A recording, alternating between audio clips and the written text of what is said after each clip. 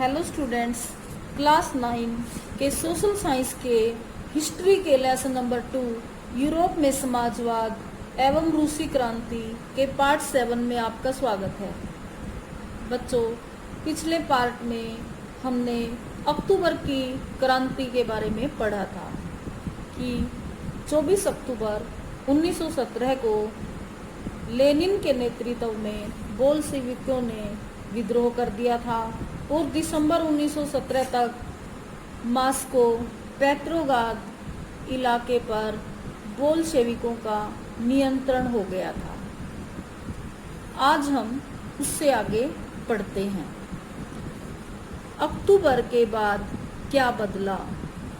Bolshevik निजी संपत्ति की व्यवस्था के पूरी तरह खिलाफ थे।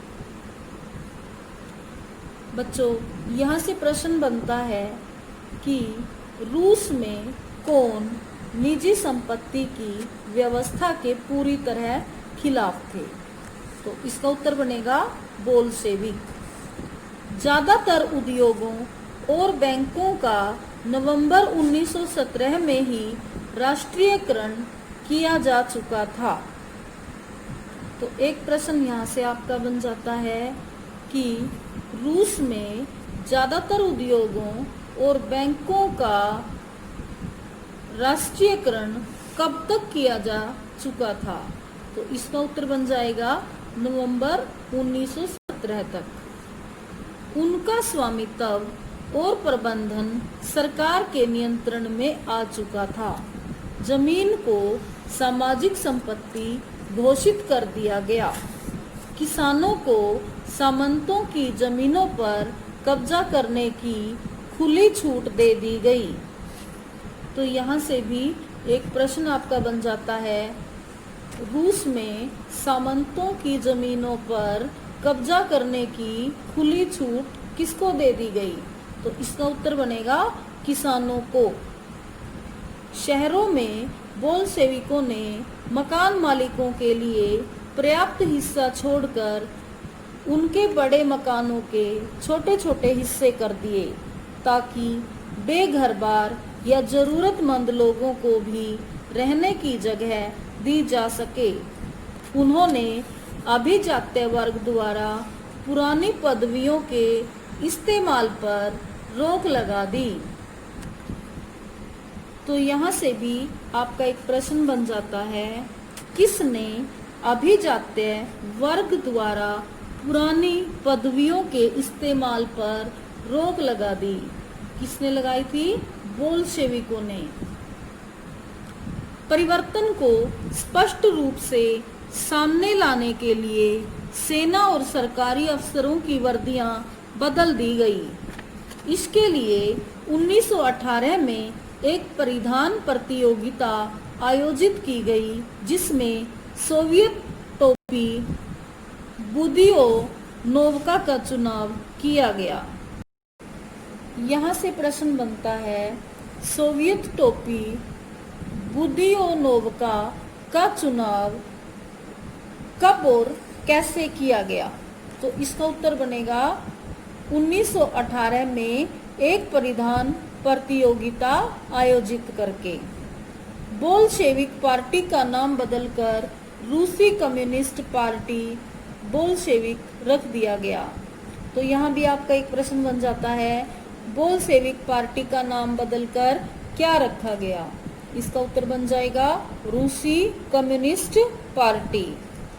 नवंबर 1917 में बोल्शेविकों ने संविधान सभा के लिए चुनाव कराए। तो यहाँ से भी आपका एक प्रश्न बनता है, बोल्शेविकों ने संविधान सभा के लिए चुनाव कब करवाए? नवंबर 1917 में। लेकिन इन चुनावों में उन्हें बहुमत नहीं मिल पाया। जनवरी 1918 में असेंबली ने बोल्शेविकों के प्रस्तावों को खारिज कर दिया और लेनिन ने असेंबली बर्खास्त कर दी। तो यहाँ से भी प्रश्न बन जाएगा, लेनिन ने असेंबली कब बर्खास्त की थी? जनवरी 1918 में। उनका मत था कि अनिश्चित परिस्थितियों में चुनी गई असेंबली के मुकाबले अखिल रूसी सोवियत कांग्रेस कहीं ज़्यादा लोकतांत्रिक संस्था है। मार्च 1918 में अन्य राजनीतिक सहयोगियों की असहमति के बावजूद बोल्शेविकों ने ब्रेस्ट लिटोवस्क में जर्मनी से संधि कर ली। तो यहाँ से प्रश्न आएगा, बोल्शेविकों ने जर्मनी से संधि कब की? मार्च 1918 में। आने वाले सालों में बोल्शेविक पार्टी अखिल रूसी सोवियत कांग्रेस के लिए होने वाले चुनावों में हिस्सा लेने वाली एकमात्र पार्टी रह गई। अखिल रूसी सोवियत कांग्रेस को अब देश की संसद का दर्जा दे दिया गया। रूस की संसद का दर्जा किसे दिया गया? यहाँ से ये प्रश्न बनेगा और इसका उत्तर होगा रूसी सोवियत कांग्रेस को। रूस एक दलीय राजनीतिक व्यवस्था वाला देश बन गया। ट्रेड यूनियनों पर पार्टी का नियंत्रण रहता था। गुप्तचर पुलिस, जिसे पहले चेका और बाद में ओजीपीयू तथा एनकेवीडी का नाम दिया गया, बोल्शेविकों की आलोचना करने वालों को दंडित करती थी। तो यहाँ भी एक प्रश्न आएगा, बोल्शेविकों की आलोचना करने वालों को दंडित कौन करता था? गुप्तचर पुलिस। बहुत सारे युवा लेखक और कलाकार भी पार्टी की तरफ आकर्षित हुए, क्योंकि वह समाजवाद और परिवर्तन के प्रति समर्पित थी। अक्टूबर 1917 के बाद ऐसे कलाकारों और लेखकों ने कला और वास्तुशिल्प के क्षेत्र में नए प्रयोग शुरू किए, लेकिन पार्टी द्वारा थोपी गई सेंसरशिप के कारण बहुत सारे लोगों का पार्टी से मोहभंग भी होने लगा था। अक्टूबर क्रांति और रूसी ग्रामीण इलाके, दो दृष्टिकोण। बच्चों, यहाँ पर रूस में अक्टूबर 1917 में जो क्रांति हुई और ग्रामीण इलाकों के बारे में दो अलग अलग दृष्टिकोण दिए गए हैं। आइए उनको पढ़ते हैं। 25 अक्टूबर 1905 को हुई क्रांतिकारी उथल पुथल की खबर अगले ही दिन गांव में पहुंच गई। लोगों ने खूब खुशियां मनाई। किसानों के लिए इसका मतलब था मुफ्त जमीन और युद्ध का खात्मा। जिस दिन खबर मिली उसी दिन जमींदार की हवेली लूट ली गई, उसके खेत कब्जे में ले लिए गए और उसके विशालकाय बाग के पेड़ काटकर सारी लकड़ी किसानों के बीच बांट दी गई। उसकी सारी इमारतें तोड़ दी गई और उसकी जमीन किसानों के बीच बांट दी गई, जो एक नई सोवियत जिंदगी जीने को तैयार थे। Fedor Belov, the history of a Soviet collective farm. दूसरा दृष्टिकोण पढ़ते हैं। एक जमींदार परिवार के सदस्य ने अपने रिश्तेदार को भेजे खत में लिखा कि उसके परिवार की जागीर के साथ क्या हुआ। तख्ता पलट बिना किसी परेशानी के खामोशी से और शांतिपूर्वक पूरा हो गया। शुरुआती दिन बर्दाश्त के बाहर थे। मिखाइलोविच जागीर का मालिक शांत था, लड़कियां भी। इसमें कोई शक नहीं कि चेयरमैन का व्यवहार सही है, बल्कि वह बड़ी विनम्रता से बात करता है। हमारे पास 2 गाय और 2 घोड़े छोड़ दिए गए। नौकर बार बार उन्हें यही कहते हैं कि हमारी फिक्र न करें, उन्हें जीने दें। उनकी सुरक्षा और संपत्ति का जिम्मा हमारे ऊपर है। हम उनसे मानवता भरा व्यवहार ही करेंगे। अफवाह है कि कई गांवों में लोग कमेटियों को बाहर निकालकर पूरी जागीर दोबारा मिखाइलोविच को सौंपना चाहते हैं। पता नहीं ऐसा होगा या नहीं, या यह हमारे लिए अच्छा भी रहेगा या नहीं, पर हमें इस बात का संतोष है कि हमारे लोगों में चेतना है। Serge Schmemann, echoes of a native land, 2 centuries of a Russian village, 1997। बच्चों, आज हम इतना ही लेसन पढ़ते हैं और जो आज हमने लेसन पढ़ा उसमें से जो क्वेश्चन बनते हैं उन पर एक नजर डालते हैं। प्रश्न नंबर 1, रूस में निजी संपत्ति की व्यवस्था के पूरी तरह खिलाफ कौन थे? उत्तर बोल्शेविक।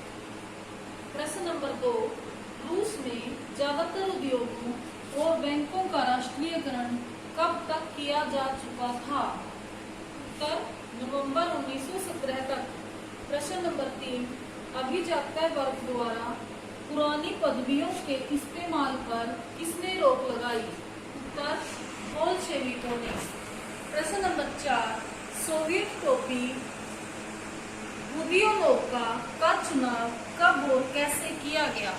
उत्तर 1918 में एक परिधान प्रतियोगिता आयोजित करके। प्रश्न नंबर 5, बोल्शेविक पार्टी का नाम बदलकर क्या रख दिया गया? उत्तर रूसी कम्युनिस्ट पार्टी। प्रश्न नंबर 6, बोल्शेविकों ने संविधान सभा के चुनाव कब करवाए? उत्तर नवंबर 1917 में। प्रश्न नंबर 7, लेनिन ने असेंबली कब बर्खास्त की? उत्तर जनवरी 1918 में। प्रश्न नंबर 8, बोल्शेविकों ने जर्मनी से संधि कब की? उत्तर मार्च 1918 में। प्रश्न नंबर 9, रूस की संसद का दर्जा किसे दे दिया गया? उत्तर रूसी सोवियत कांग्रेस को। प्रश्न नंबर 10, बोल्शेविकों की आलोचना करने वालों को कौन दंडित करता था? उत्तर गुप्तचर पुलिस।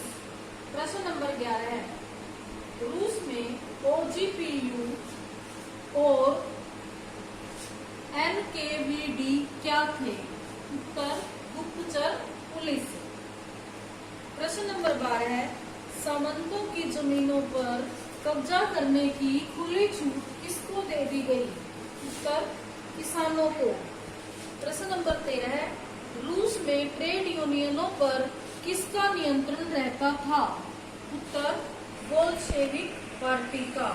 प्रश्न नंबर 14, रूस में अखिल रूसी सोवियत कांग्रेस के चुनावों में भाग लेने वाला एकमात्र दल कौन सा रह गया? उत्तर बोल्शेविक पार्टी। रूस एक दलीय राजनीतिक व्यवस्था वाला देश बन गया, यानी कि रूस में केवल एक ही राजनीतिक दल होता था और वो होता था बोल्शेविक पार्टी। तो बच्चों, आज जो हमने लेसन पढ़ा उसमें से आपके ये वेरी शॉर्ट क्वेश्चंस बनते हैं। बच्चों, एनसीईआरटी के अभ्यास के प्रश्न नंबर 1 और 2 हम पिछले पार्ट में कर चुके हैं। आज हम प्रश्न नंबर 3 करेंगे। 1917 में जार का शासन क्यों खत्म हो गया? उत्तर 1917 में जार के शासन के पतन के लिए निम्नलिखित कारण उत्तरदायी थे। उत्तर, रूस का शासक जार निकोलस एक निरंकुश शासक था। वह राजा के दैवी अधिकारों में विश्वास रखता था। उसने समाज के उच्च वर्ग को विशेषाधिकार प्रदान कर रखे थे। साधारण जनता को कोई अधिकार प्राप्त नहीं था। अतः रूस का जनसाधारण जार के विरुद्ध था।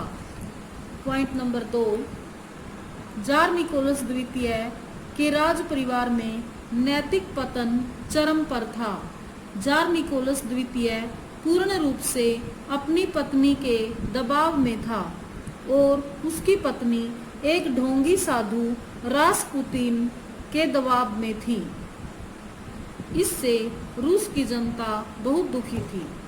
पॉइंट नंबर 3, जार निकोलस द्वारा रूसी साम्राज्य में शामिल गैर रूसी राष्ट्रों पर रूसी भाषा को थोपने के कारण देश में टकराव की स्थिति बन गई।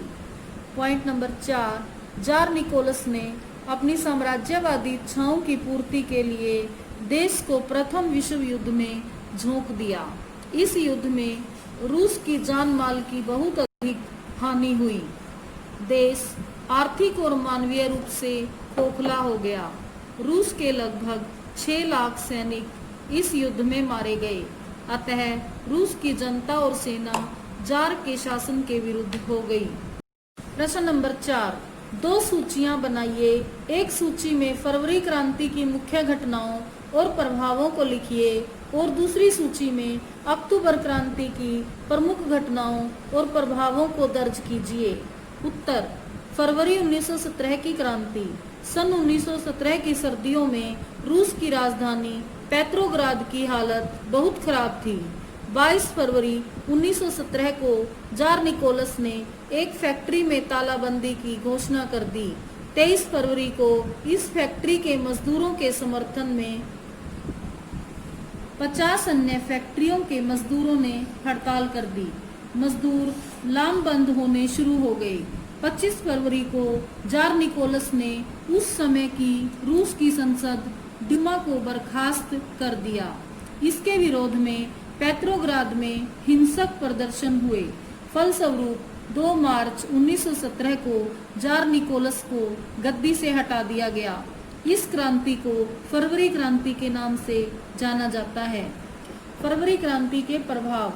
नंबर 1, रूस में एक अंतरिम सरकार का गठन हुआ जिसमें सैनिक, अधिकारी, भूस्वामी और उद्योगपति प्रभावशाली थे। नंबर 2, केरेंस्की की अध्यक्षता में गठित सरकार ने रूस को प्रथम विश्व युद्ध से बाहर निकालने का प्रयास किया। सेकंड नंबर पर है अक्टूबर 1917 की क्रांति। 7 नवंबर 1917 को रूस में दूसरी क्रांति हुई जिसे बोल्शेविक क्रांति कहा जाता है। इस क्रांति को अक्टूबर क्रांति के नाम से जाना जाता है क्योंकि पुराने रूसी पंचांग के अनुसार यह क्रांति 25 अक्टूबर 1917 को हुई थी। इस क्रांति का नेता लेनिन था। लेनिन ने ट्रोट्स्की के साथ मिलकर अपनी शक्ति को बढ़ा लिया। इस दल ने अपनी लाल सेना के बलबूते पर सरकारी कार्यालयों और भवनों पर अधिकार कर लिया। केरेंस्की राजधानी छोड़कर भाग गया तथा बिना रक्तपात के ही राजनीतिक सत्ता बोल्शेविकों के हाथों में आ गई। इस दल का नेता लेनिन था। 26 अक्टूबर और 8 नवंबर को लेनिन के नेतृत्व में अंतरिम सरकार का गठन किया गया। इसमें लेनिन को सभापति, ट्रोट्स्की को युद्ध मंत्री तथा चिरचिरिन को विदेश मंत्री बनाया गया। लेनिन ने जो सरकारी आज्ञाएं प्रसारित की उनमें से कुछ निम्नलिखित थी। नंबर 1, रूस युद्ध को समाप्त करके शांति स्थापित करना चाहता है। नंबर 2, जमींदारों का भूमि से स्वामित्व समाप्त किया जाता है। इसके लिए उन्हें कोई क्षतिपूर्ति नहीं दी जाएगी। नंबर 3, पुराने अधिकारियों के स्थान पर नए अधिकारी नियुक्त किए जाएंगे। नंबर 4, उद्योगों का नियंत्रण मजदूरों को सौंप दिया गया। रेल, जहाजरानी तथा बीमा आदि बड़े उद्योगों का राष्ट्रीयकरण लिया गया। नंबर 5, सभी गैर रूसी जनगणों को आत्मनिर्णय का अधिकार दे दिया गया। नंबर 6, जारकालीन सभी ऋणों तथा शक्तियों को नकार दिया गया। तो ये था प्रश्न नंबर 4 का उत्तर। और बच्चों आज हम इतना ही करेंगे। धन्यवाद।